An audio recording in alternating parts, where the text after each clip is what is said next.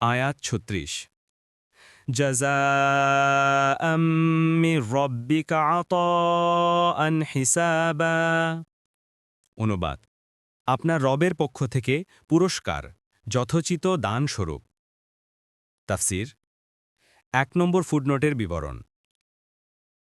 লক্ষণীয় যে এসব নিয়ামত বর্ণনা করে বলা হয়েছে, জান্নাতের এসব নিয়ামত মুমিনদের প্রতিদান এবং আপনার রবের পক্ষ থেকে পর্যাপ্ত দান। এখানে জান্নাতের নিয়ামতসমূহকে প্রথমে কর্মের প্রতিদান ও পরে আল্লাহর দান বলা হয়েছে।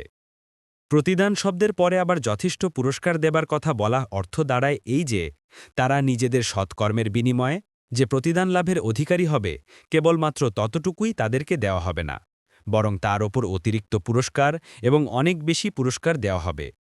বিপরীত পক্ষে জাহান্নামবাসীদের জন্য কেবলমাত্র এতটুকুই বলা হয়েছে যে তাদেরকে তাদের কাজের পূর্ণ প্রতিফল দেওয়া হবে, অর্থাৎ তাদের যে পরিমাণ অপরাধ তার চেয়ে বেশি শাস্তি দেওয়া হবে না এবং কমও দেওয়া হবে না। দেখুন তাতিম্মাতু আদ-দাওয়াউল বায়ান। কোরআন মাজিদের বিভিন্ন স্থানে একথা সুস্পষ্টভাবে বর্ণনা করা হয়েছে, যেমন সূরা ইউনুস ২৬-২৭ আয়াত, আন-নামল ৮৯-৯০ আয়াত, আল কসাস ৮৪ আয়াত, সাবা ৩৩ আয়াত এবং আল মুমিন ৪০ আয়াত।